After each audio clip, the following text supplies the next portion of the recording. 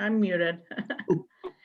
All right, Jim, everybody's in the room, from the room? Everyone's in the room. I Okay, have everyone muted that needs to be muted, and okay, we are recording. okay. It's 6 o'clock. Please call the roll. Newman, Here. Cameron, Here. Rautenstrau, Here. Mylum, Here. Cook. Here. Okay, I want to thank our Erie County legislator, Kevin Hardwick, for joining us. He did reach out to us today and ask to kind of brief the council. So I'm actually going to turn it right over to him. Okay, thank you. Thank you, Jenna. Thank you for the opportunity to address the council tonight, and thank you all for being here to listen. I do have what I think is some good news. We had a committee meeting, a finance committee meeting of the legislature this morning, where we amended the county executive's budget. And we put in more money for so-called urban initiatives. I'll give the history of the program in a minute. But the bottom line is, if the budget passes in its current format, which I have no reason to believe that it won't on Thursday afternoon, then the city would be the beneficiary of $350,000 additional dollars for 2021 in so-called urban initiatives. Now, that's not a done deal yet, but I did want to, since you were meeting tonight and we put it in there this morning, I wanted to make you aware of that. You might recall that this program started last year in the spring of 2019, when we were allocating the surplus from the 2018 budget. I suggested that since the three cities, Buffalo, Lackawanna, and the city of Tonawanda, kind of get the short end of the stick in a lot of ways from county services. You and I, as city residents, pay the same taxes as someone does in Clarence, yet the county pays for many lane miles of Clarence's roads. They pay for their sheriff protection, and we pay for our own. As you know, there's not a single inch of a county road in the city of Tonawanda, nor the city of Lackawanna, nor the city of Buffalo. So we took back then, in the spring of 2019, we took $600,000, and I suggested a formula: give half of it to Buffalo, 300,000, and the other half split evenly between Lackawanna and Tonawanda, the smaller cities. Of course, that benefited the city of Tonawanda because we are the smallest city by far. And if you go by population, our population is a lot less than half of the city of Buffalo. But anyway, everybody went along with it. And so we got $150,000, and we used that money to fund, I believe it was the match for the docks grant, 125, and then the other 25 went for that playground down in Niawanda Park, the handicapped accessible playground. Then I went back last year in the budget and I wanted to routinize this idea. It worked so well, and we put in $1 million, and we used the same formula. 500, half of it went to the city of Buffalo, and 250 each to the other two cities. So we had 250 last year. Well, now we have 350, although the formula has changed because the city of Buffalo legislators are beginning to squawk a little bit that, you know, on a per capita basis, Tonawanda has made out like a bandit. We still do really well. We do a lot better than our population. But I guess I tell you this because we can't count on this next year. We fought a lot this past week over the formula, and John Gilmore, who represents Lackawanna, and I stood up to the legislators who represent the city, or we argued with them. We went back and forth, and we came out with a compromise that gives us $350,000 out of a pot this time of 2.1 million. You know, had it been the same formula, we would have gotten, you know, over $500,000, but it didn't work out. But 350 is what we have now. There was also discussion about how this should be distributed to the cities, whether it should be project by project or whether it should be unrestricted.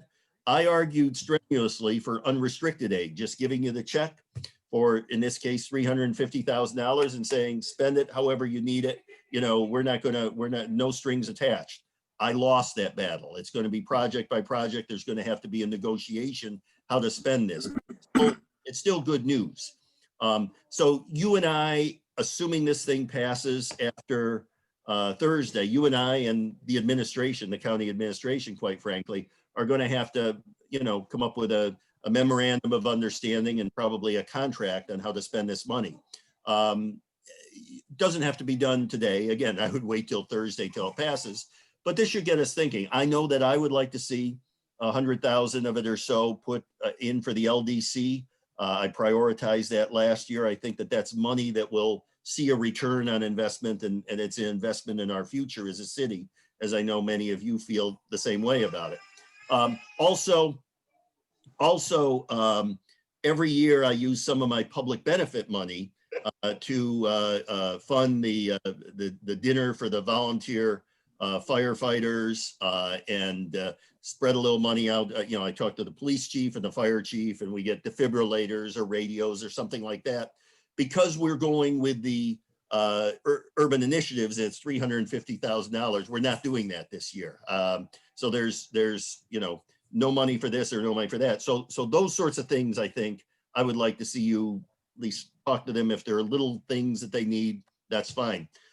But you know, if you want to use a huge chunk of that to pave Frederick Road again, I know it was only paved a few years ago, but I saw a pothole the other day. I'm thinking start with Frederick and you know, some major project like that is fine.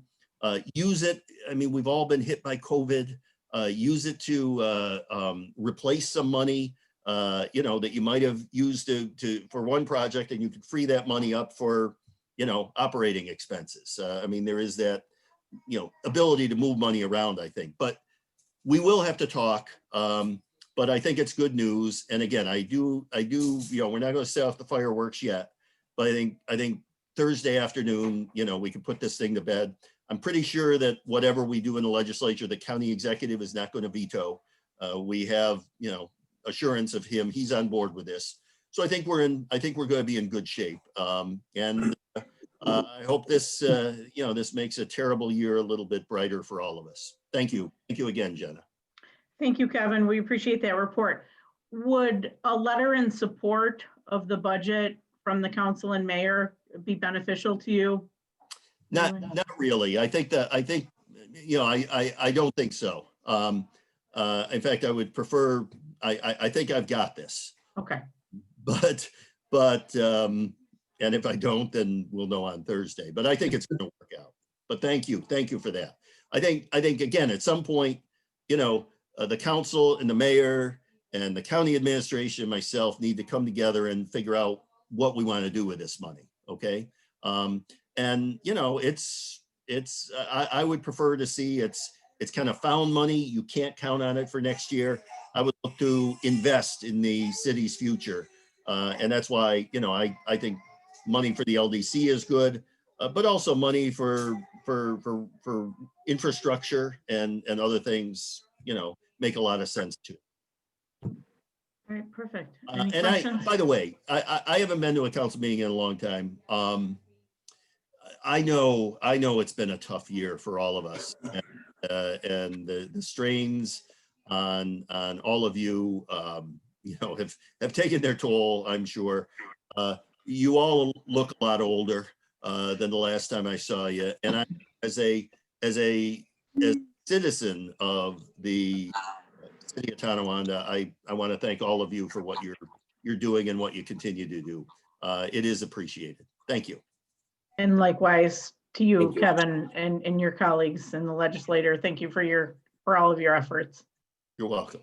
Thank you, Kevin. Thank you, Kevin. Thank you. Thank you. All Any right, other questions? I'll leave you. You have other business to do, right? This wasn't just for me. Okay, good. You don't want to stick around with us? You know, been there, done that, Rick. Yeah. I don't know. You know, I'm old enough to remember when Jim Casal. No, I'm not going to go there. Jim and I were on the council together. We came on together, I believe. So Hey, Gail's on this call too, so who's on? she's, Gail's on. Oh God. she's, Yeah, some of the fights we got into. Yeah, they're legendary. They're legendary. Yes. Okay.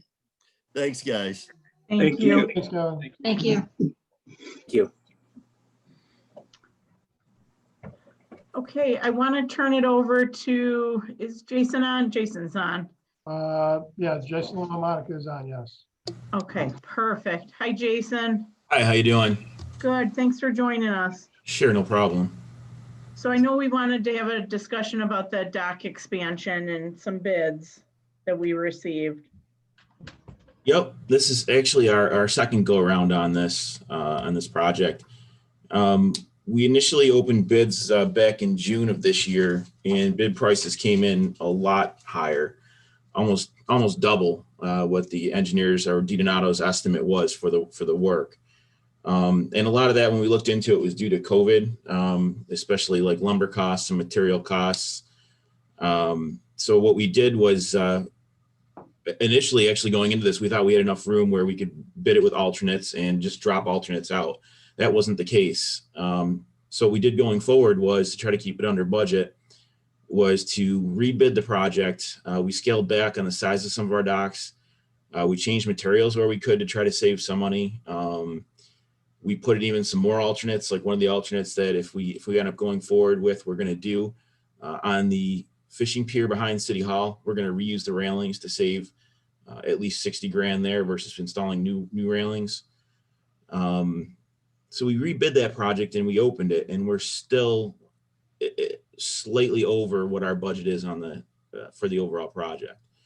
So we reached out to the contractors, spoke to both bidders, to try to identify some potential cost savings even from where we are now with the revised project, while still keeping the core pieces of the project in. And the core pieces of the project would be the fishing pier behind City Hall. I don't know if you've looked at it, but that cannot be opened.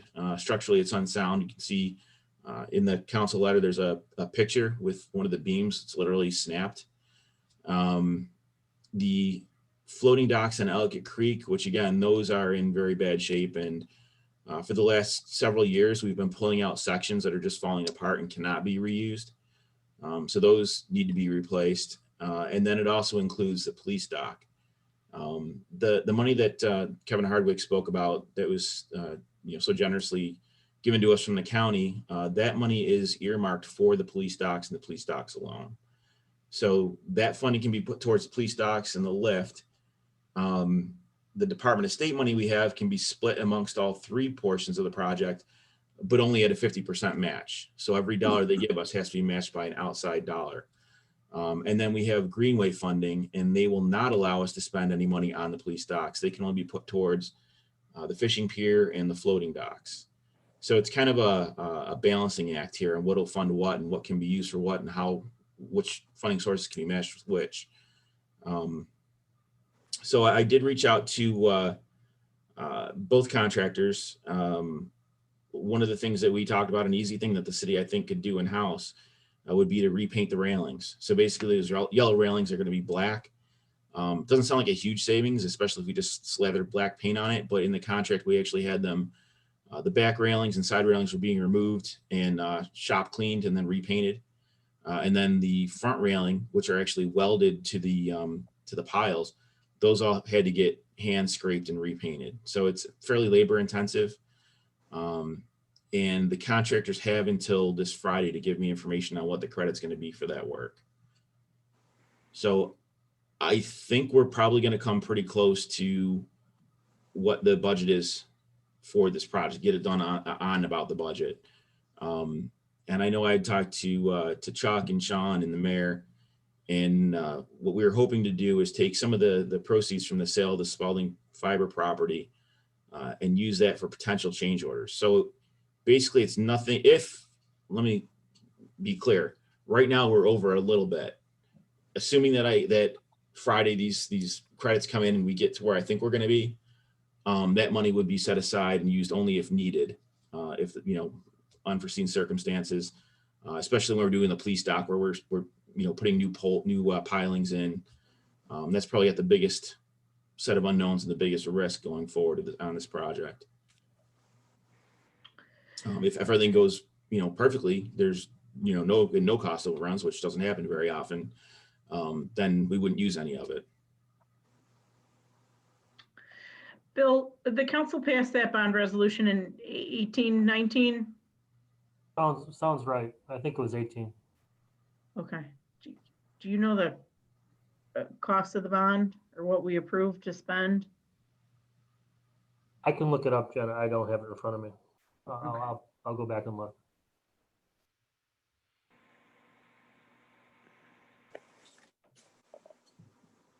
So we think there's a difference of about 80,000. Yeah, using like a 10% contingency. Okay. Jason, do you know how much we spent on the design? I can get that number for you directly. I know the entire contract, so that would include design of all the components, bidding and CA and CI, and that was 180. But I can break out just the design costs as well. I just don't have it right at my fingertips. Okay. And then, Mayor, I think you emailed the council sometime last year saying, you know, basically a $500, if we rebid that, we would lose from that project. And then we rebid it, and then this is the result of the rebid, correct? Correct. And rebidding it, I mean, there needs to be, we can't just rebid it because we didn't like the bids.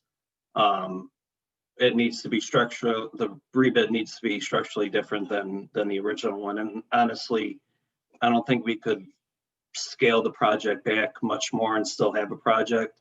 A and B, I don't think we can modify things any more than we have to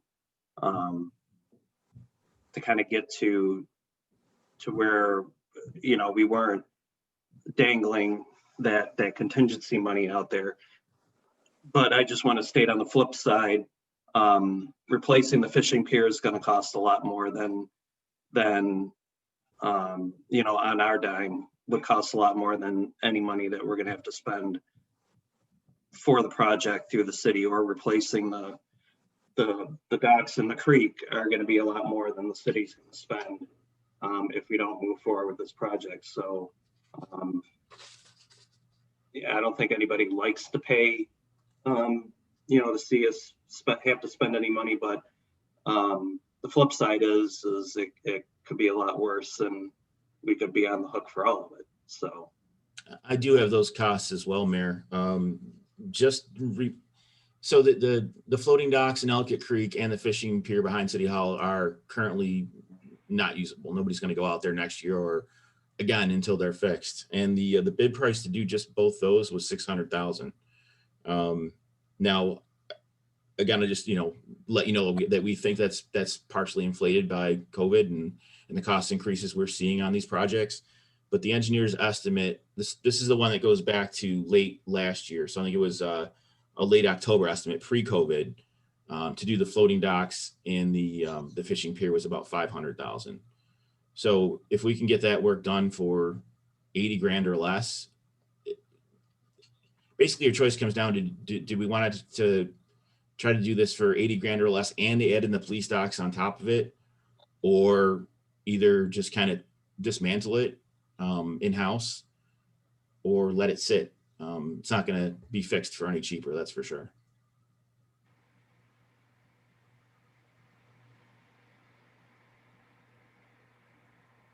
Questions?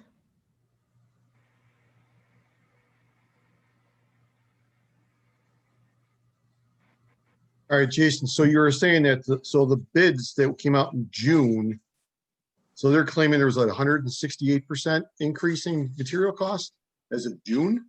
Is that correct? No, the lumber package, when they got their bid price from the was from October original estimate. And from October of 19 to June of 20, the lumber package increased by 180%.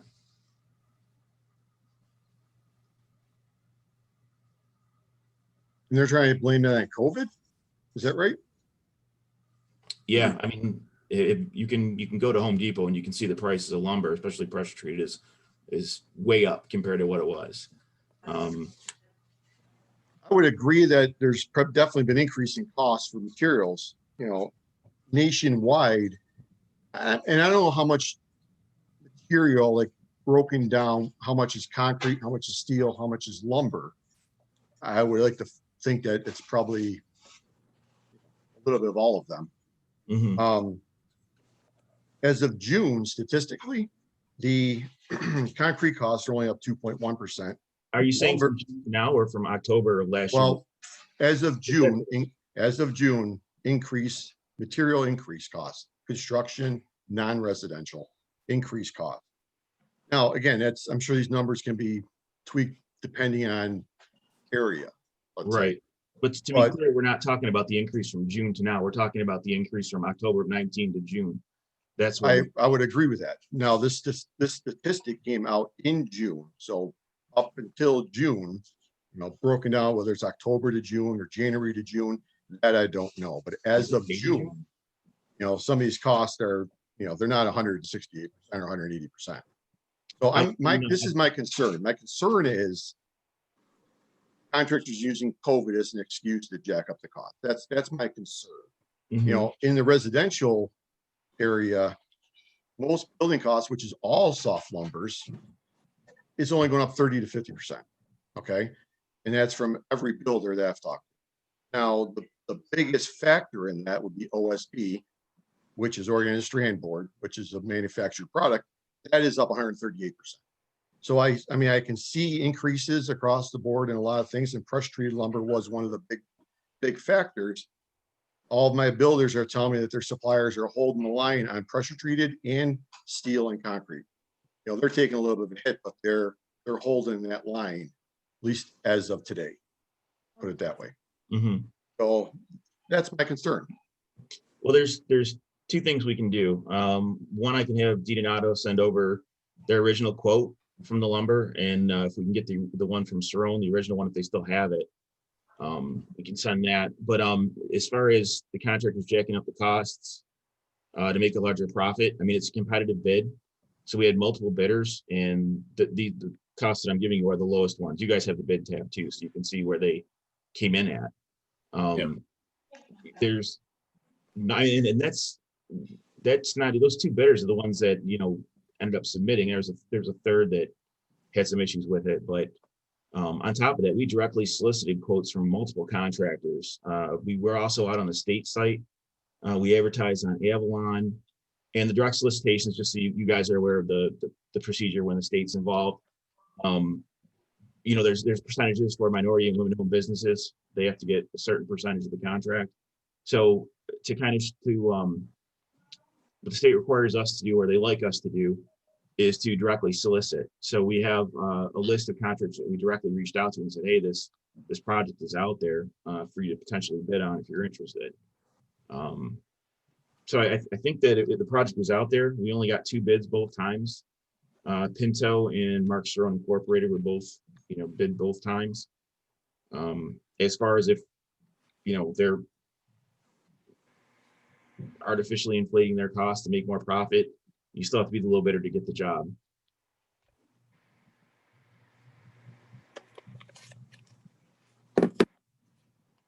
And Jason, you had mentioned that there, maybe a potential cost savings, doing some work in-house, right? Yeah. You don't have a ballpark on that, right? You couldn't even guesstimate, right? I don't want to say yet. I want to Okay, wait until, understood. I'll let you know on Friday, because that's the deadline I have. So actually it's Friday at I think I gave them till 5 o'clock. So by Monday I can get council what the responses are. Okay. And then if the council, so chooses to move ahead, when do you anticipate that this project would begin? It would definitely begin in the spring. So they begin, basically what would happen is if we award the second meeting of December, we'd probably give notice to proceed. You're probably looking at mid-January or late January. We'll give notice of award after council awards. Then there's the whole, all the bonds and insurances and all that paperwork has to take place.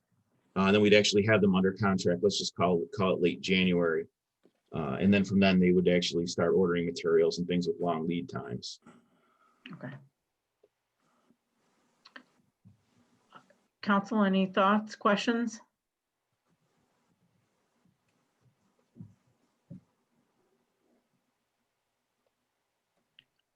Sean, Dave, Tom, Ellen?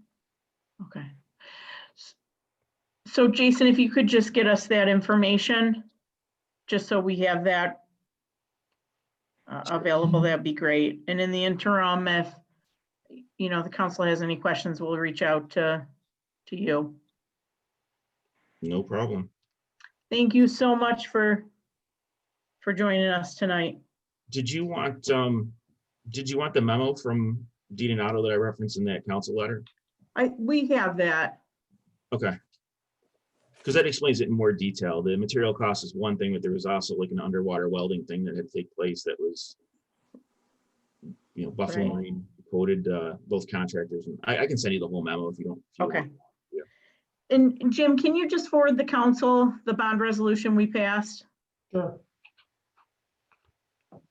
Jenna, I do just have a quick question.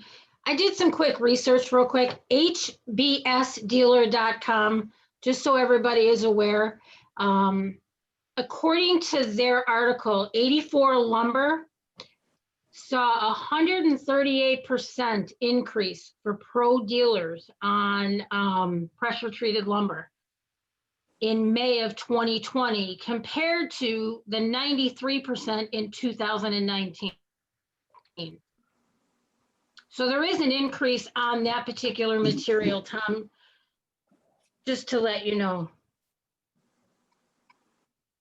And Yeah, I think know. we'll- Pressure treated was one of the big players in the cost increase for sure. There was a shortage Correct. and then there was, I think a lot of it comes from Canada. Mhm. But again, I don't know the breakout of how much is lumber in this project, how much is steel and how much is concrete. Yeah, I don't know. That's all. And I think we'll all agree that the fishing pier behind City Hall is a huge liability. So, you know, the quicker we can get this resolved and that project starting, I think that would be great. And that particular dock is highly used, Correct. not just for fishing. So we definitely need to get that taken care of. Yeah. All right, Jason, if you wouldn't mind sending us that. Order, is there any ballpark on how old that dock is actually? I'd have to check on that, Dave. I believe it's from the early 80s. But I'd have to see if I've got an old drawing of it anywhere. I know it's been around since I was a wee lad, but I can't remember, you know, or I didn't know when it was actually installed and what the time frame that we would get out of replacing it. But you know, I believe it was 1982, Two. so 40 years. So I Wow. mean, I don't ever remember it not being there. So thank you. Sure. There's someone on the Zoom meeting that was born in 1982, not quite 40 yet, so just shy of 40. All right, anything else on that? That's all I had. Okay. All right, thanks again, Jason, for joining us. Sure, no problem. Brittany was born in 82. She's muted. I'm only 28. Do the math. I can't do the math for you. All right. All right. All right, let's go through the agenda.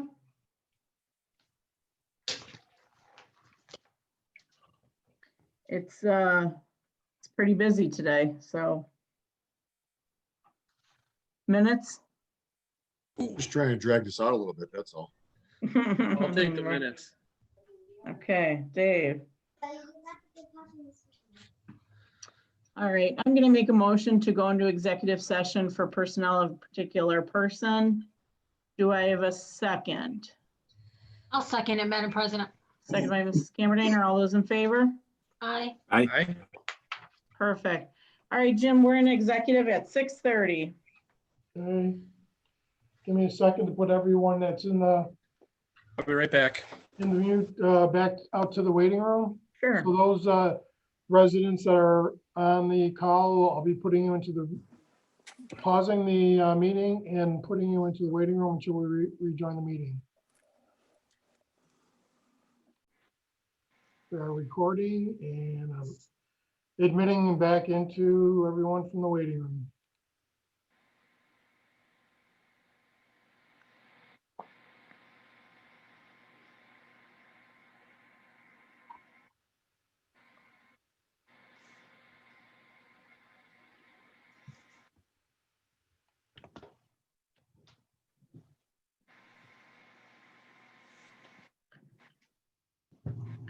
All right, welcome back, everybody.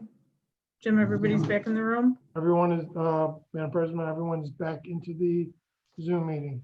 Perfect. All right, let's go around the room. Tom?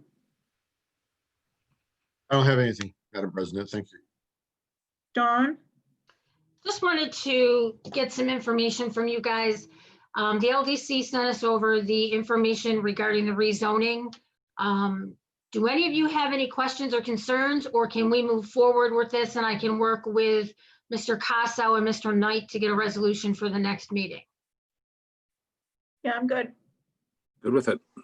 Okay. And then the other issue is, I answered my own question. Never mind. We're all set.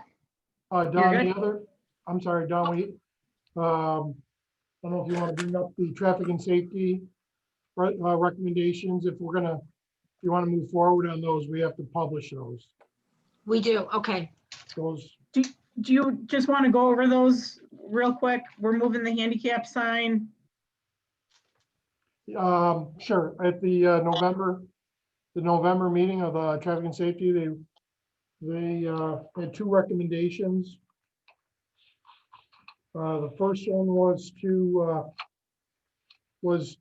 remove the two handicap parking signs on Broad Street in front of the closed Complete Healthcare store located at 60 Broad.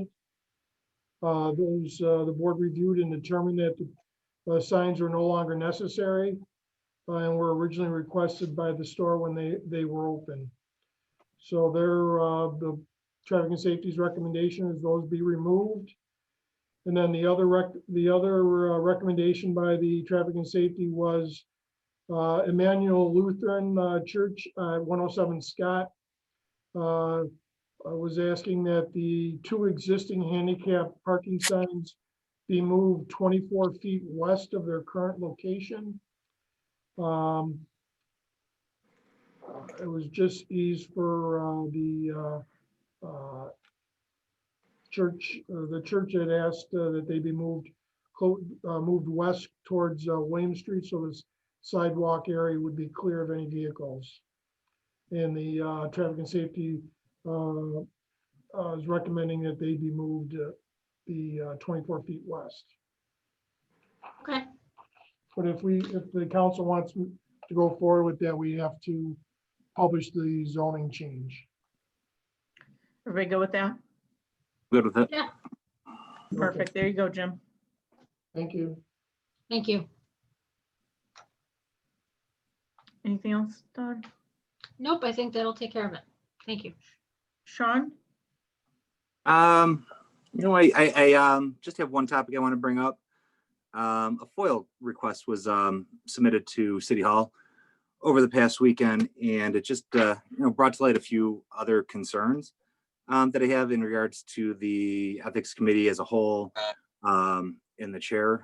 So I have some questions about this. I know Mike was sent a little bit of information on a ruling for some of this as well. It will probably be executive, right, Mike? I would think so, yes. I mean, I'm not.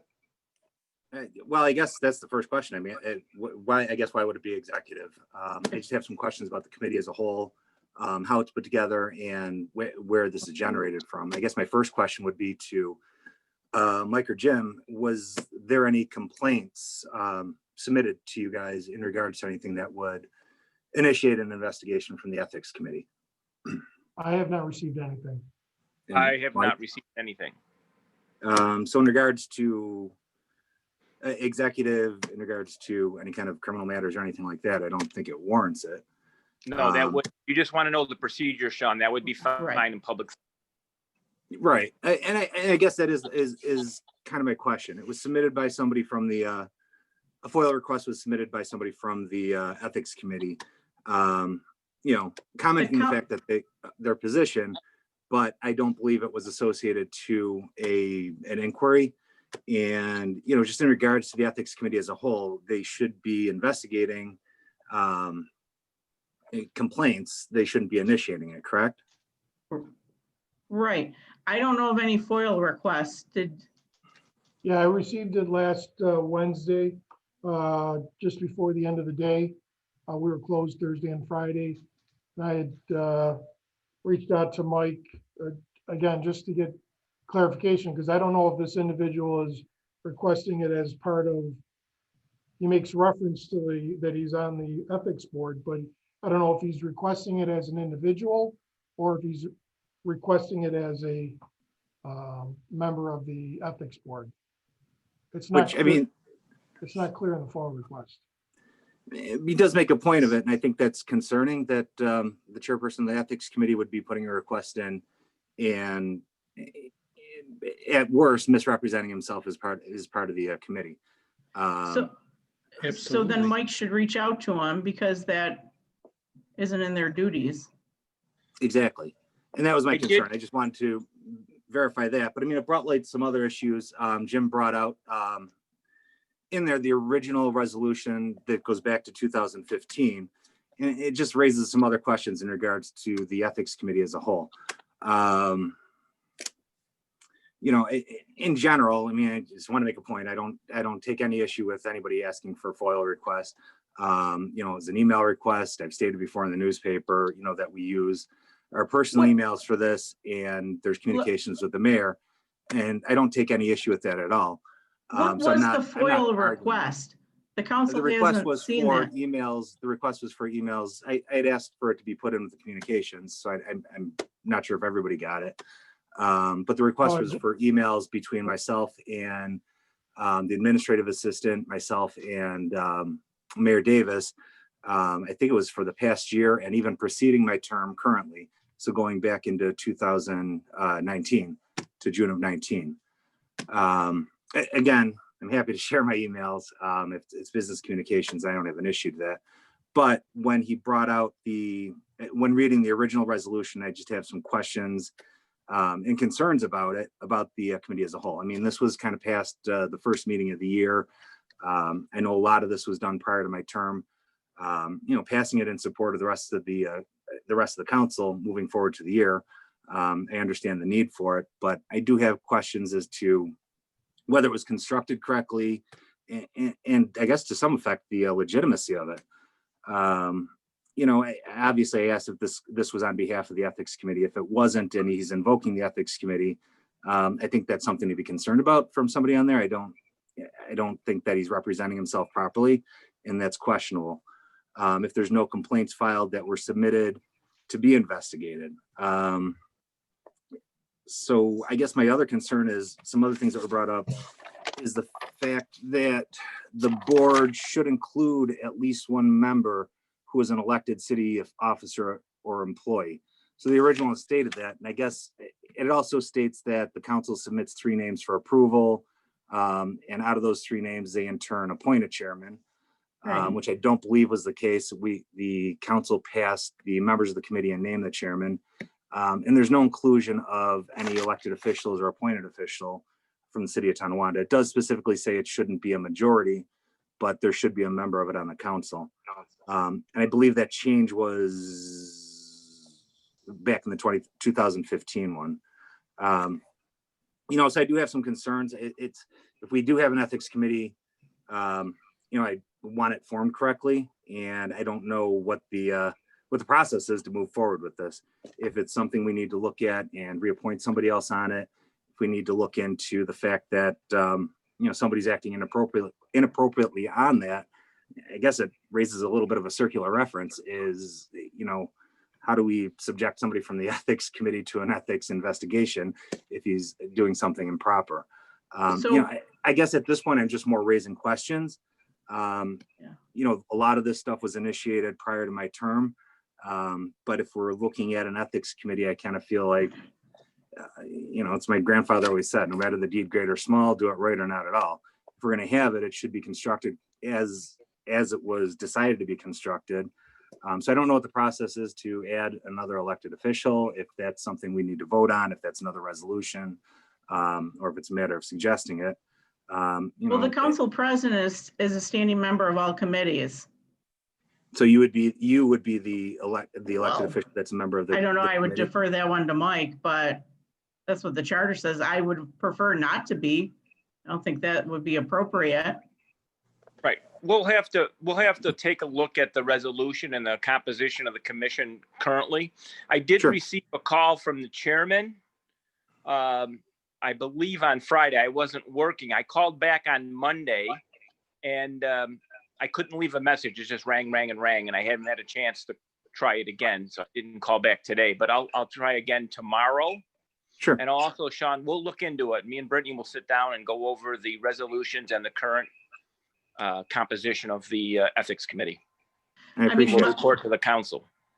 I mean, my understanding is that the committee would meet on an as-needed basis in the event that there's a complaint, and the complaint can come from, you know, the council, the mayor, and I'm not aware that the council has filed any complaint for the ethics committee to review. So, and by that logic, then why would they be submitting a request for a FOIL and looking for it? Again, this comes down to, I have big concerns about a person that represents themselves as a member of the committee and asking for information when there's no investigation in place. Yeah, It concerns me that there's some sort of political bias in the process, and I don't think that somebody on an ethics committee should have a political bias or a political concern. I have no problem if he has concerns as himself as a citizen. If he is making a complaint or making an inquiry as a citizen, you know, that he should be making a point to recuse himself from any investigations or anything else. yeah, I don't disagree. You know, like I said, the council as a whole hasn't seen this FOIL request. So Jim, can you forward it to the council so we know what Sean's referencing? Sure. Like I said, my question was first to Mike to see, again, when you get the FOIL request, you'll see he made, like Sean makes mention, he refers to himself as the chairman of the ethics board, and he mentions it a couple of times in the letter, but is he asking for the information as a member of the ethics board, or is he Right. asking for the information as just as a citizen? So, And then, yeah, I'll Mike, if you could just reach out to him and clear that up. The council has not filed any complaint for the ethics committee to review. That is correct. Jenna, complaints can also come from the public. Besides the mayor and the council, it can Okay. also come from members of the public. Sure. But And as far as I know, there's no pending complaints. would that And- complaint be sent directly to the committee, or should that be? There would have to be something in writing, right? Right. Well, it should be filed Someone with the from, city so we can refer it to the committee somehow. right. Sure. I have a question. Again, it just goes, Directly to and the my committee. concern is I was named in it. Again, I have nothing to hide. I'm sure in my emails, I'm fine with it. But if there's a complaint against me, I feel like I have the right to know what that complaint is and to understand where it's coming from. And again, if there's no clear outline in the proper procedure of filing complaints in any of this that I've seen, or that I could find, and if somebody's not following procedure properly, then maybe we need to put something in place for them to follow it. Yeah, and I mean, so Mike, take a look at the resolution, see what we need to do to amend it. And see what we need to do to and contact, you know, the chairman and go from there. And I'd like a ruling too on, and how it reads is, one is who appoints the actual chair rather than just the members. And secondly, who would be the elected official or appointed official that should be part of the board? Is it Jenna? And we've been compliant with it. That's great.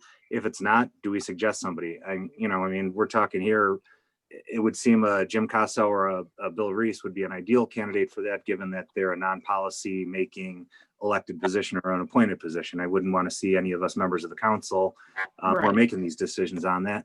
But I think Right. we need to make a decision. If that's a requirement for the committee, it should be on there. Oh, exactly. I have a question though. I mean, is there, Sure.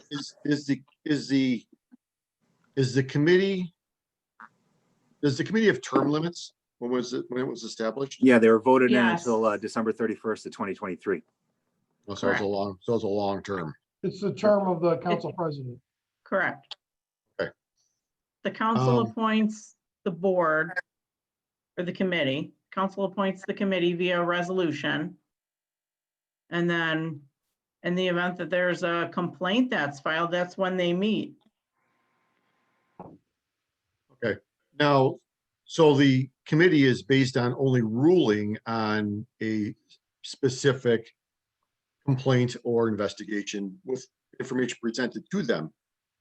So they're not allowed to investigate anything on their own. Just to be clear, I'm just That seems like the I going would road. think I would think that the proper procedure would be that, you know, anyone from the public would submit a complaint formally to the city, either the city clerk, common council, mayor, and then, you know, they would refer the matter to the ethics committee. That was the intent of the whole committee. It wasn't intended Right. to be an investigator. It was intended to deal with complaints that have been filed, not to go out and investigate issues. And if Exactly. that's, I guess if that's not clarified, it should be clarified, because if somebody's doing that, then I feel like they're misrepresenting themselves or they're not following proper procedure. And I don't, it's a committee that's here that has an important purpose. I just think it is something that we need to follow. Well, I can say this, Sean, that when the committee was established, there wasn't elaborate conditions or rules or procedure established with it. So that is Right. something we may want to address and be more specific. And secondly, if the complaint, for instance, was against you, you do have the ability to, state your side of the story, so to say. So you Sure. have an ability to answer any complaint, and you should be advised by the committee of that opportunity. I'd like to Exactly. make a motion to go into executive session for personnel of particular person. Do I have a second? I'll second, Madam President. Second by Mr. Newman. Is it in regards to this? Of particular person. All those in favor? Aye. Nay, nay. I think it should be open. Okay, well, it's 3-2. So again, It There was sounds no- like we need an ethics investigation on our ethics committee. All right, so Yeah, Jim, what I'm we're in getting at. executive. okay, who voted yes and who voted no? It was kind of quick there, so. Tom, Dawn, and I voted yes. I voted no. So did I. Okay, I mean, looking at this resolution, to review all complaints that have been submitted in writing to the board, and the board will review and investigate all complaints and issues. All right, Dave, just hang on one second. I pause the meeting and then go into executive. I have to remove the individuals from the public and put them in the waiting room first. So just give me one moment, please. I'm sorry, I thought you had done. We're recording.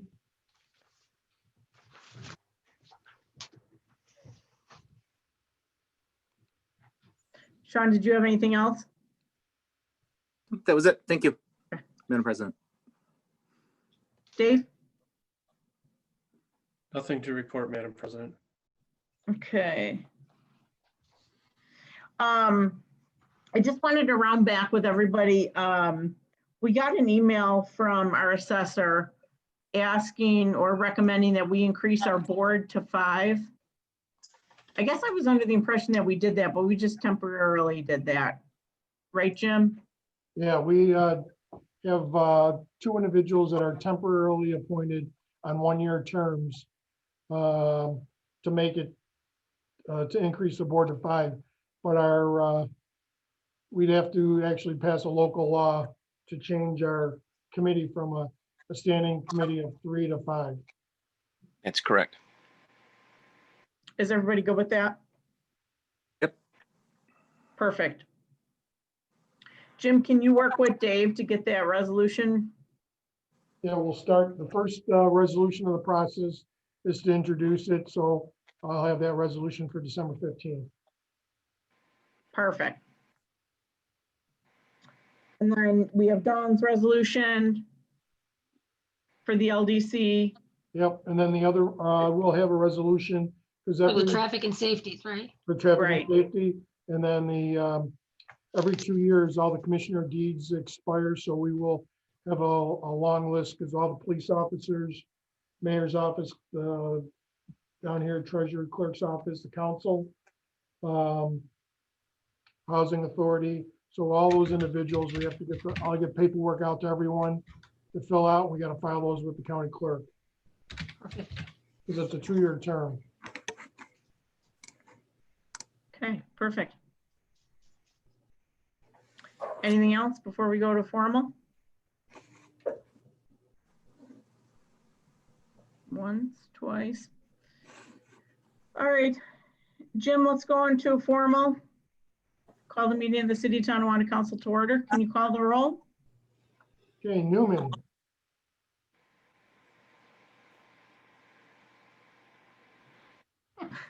You're muted. Tom, you're on mute, Tom.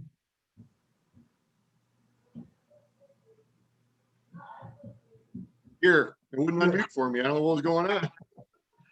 Here, Cameron Danner, Here, Rautenstrau, Here. Mylum, Here, Cook. Here, please stand for the pledge.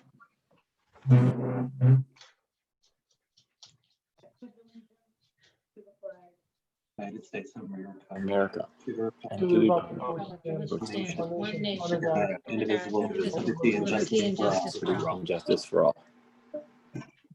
One of these times we'll get in sync. If we could just center ourselves, we have a prayer here.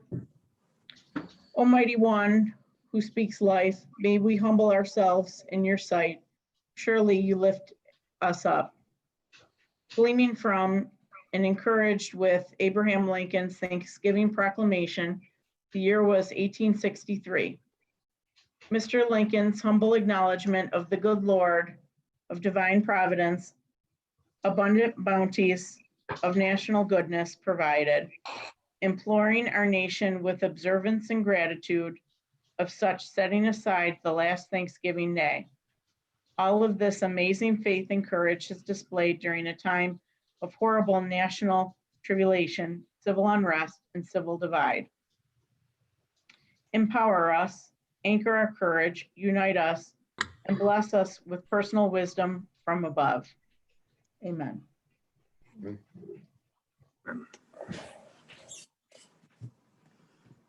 Okay, communications from the mayor have been ordered and filed. Communications from city officials and correspondents have also been ordered and filed. We are not going into executive session. At this time, we'll now take comments by the public on the resolutions. For those individuals wishing to address the council on the resolutions, there's a spot for you to unmute yourself. Anybody? Once, twice? Sold. All right, let's roll. Resolution number 1 by Councilmember Mylum. Resolved that the common council minutes from November 17, 2020 be accepted as filed. Do we have a second? I'll second it, Madam President. Second by Ms. Cameron Danner. Comments or questions? Please call the roll. Newman, aye. Cameron Danner, Aye. Rautenstrau, Aye. Mylum, aye. Cook. Aye, declare the resolution adopted. We'll now take comments by the public following the resolutions. What resolutions? Anyone wishing to address the council can do so. I joined late. Can you hear me? We can hear you. Okay, I don't know what the resolutions were. I just joined. I just saw this in my mailbox. I live near Heinz Street Plaza where they want to put a dog kennel in. Okay. Can we just get your name? I'm sorry. Your name is on the Zoom, correct? Yes. Okay. Do you have comments for the council? Yes, the comments are obvious. The zoning board meeting was a joke. It was a done deal before 8 or 10 of us got there to say how much we opposed it. It's so ridiculous. Anybody who talked to would never want 40 barking, pooping dogs in their yard. Yet somehow the zoning board made a deal with these people that want to put this business in there like it's a good idea. Now, we're all for business, so we know that Plaza needs help. But I dare you to go park 200 feet from Camp Bow Wow on Grand Island Boulevard and listen to the dogs outside in the big fenced-in pooping area. It's a joke. None of you would want this in your yard. And I don't know who the head of the zoning board was, but the way he spoke to these people before they even took a vote, you could tell they already talked. It was already a done deal. They were talking about what materials the fence was going to be made out of. And after the vote, when we tried to talk some more, we were told to go out in the hall and talk out there.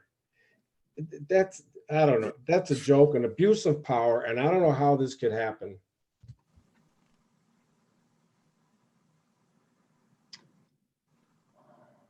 Okay, thank you for your comment. I know your council member was looking into this.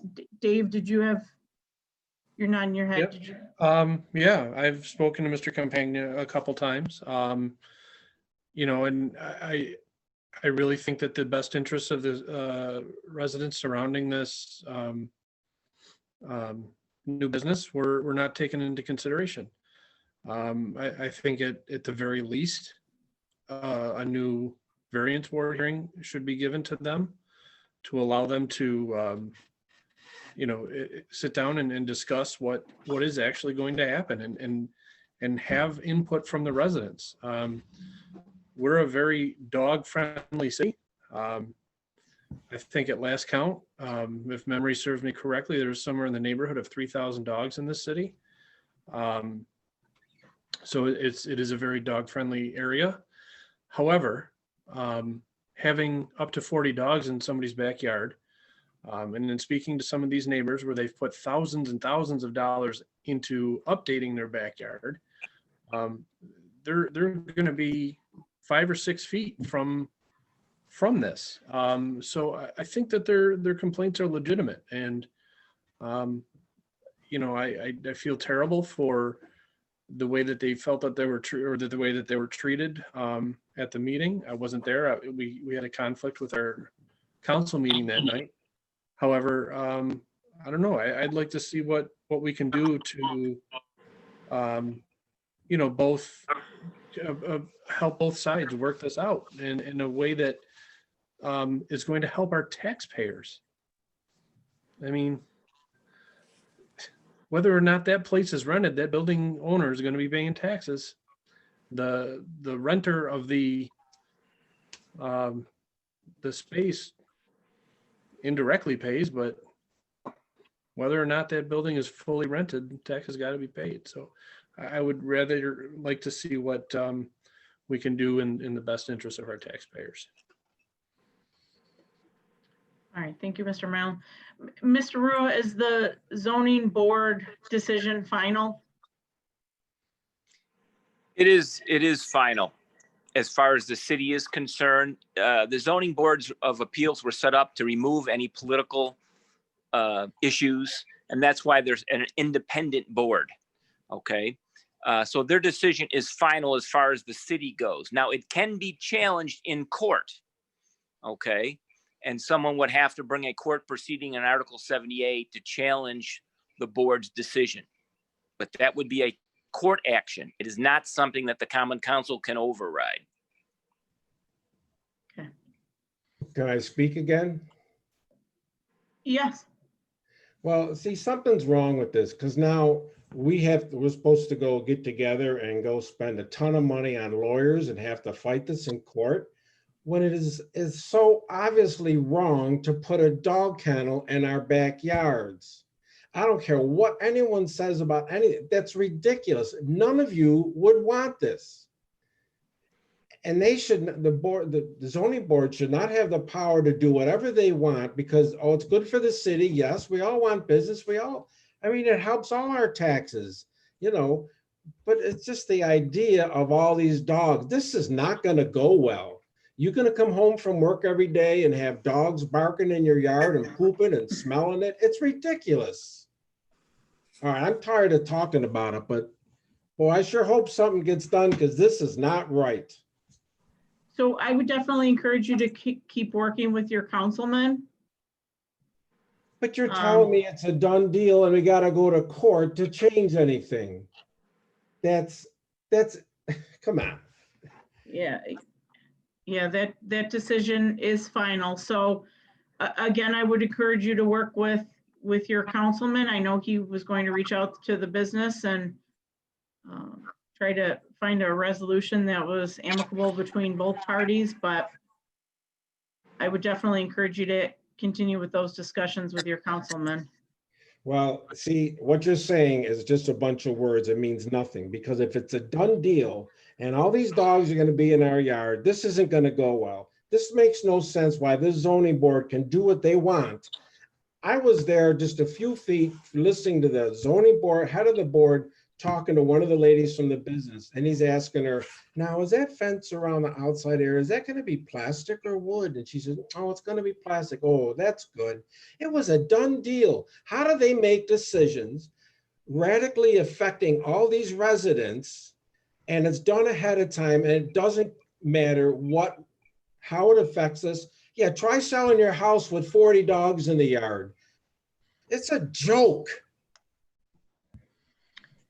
All right, thank you for your comments. Madam President, can I ask a question? Mr. Newman? If I'm not, I mean, correct me if I'm wrong, but I believe that the zoning board meeting was based on the actual fence itself, was it not?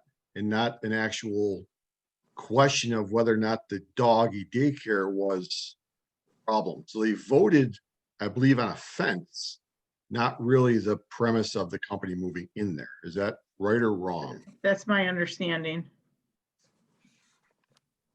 So this is outside the scope really of the zoning board at this point. If it's zoned for commercial use, this, it's not like the zoning board did something wrong.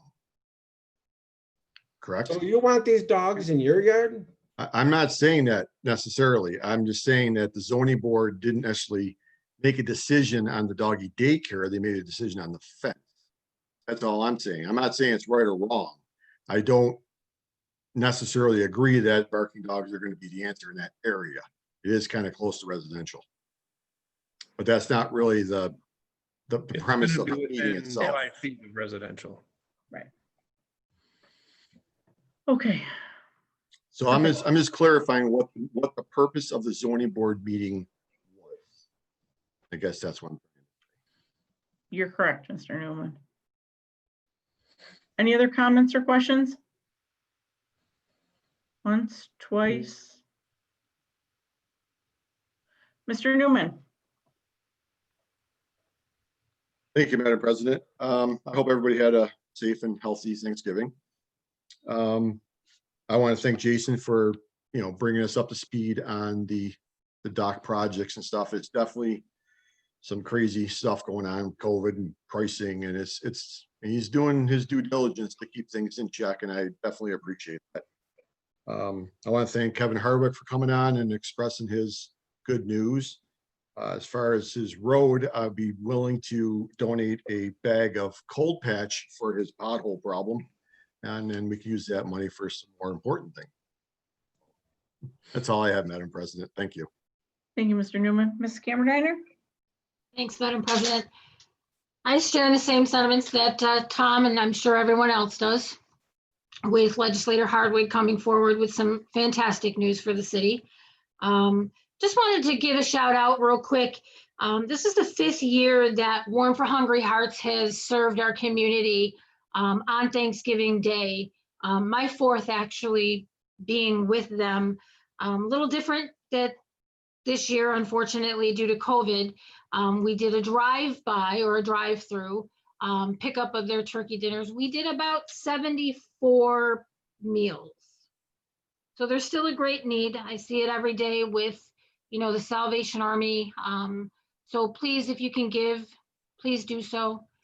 Don't forget that they are still collecting toys for the holiday season as well, until I believe it's the 24th. So if you want to do a kind thing, just drop off a toy to one of the local businesses downtown. Other than that, that's all I have. Thank you, Mrs. Cameron. Thank you. Mr. Rounstrau? Risk of being repetitive, Merry Happy Holidays to all. Thank you to, the state legislature and Legislator Hardwick for, going back for us and helping us out again.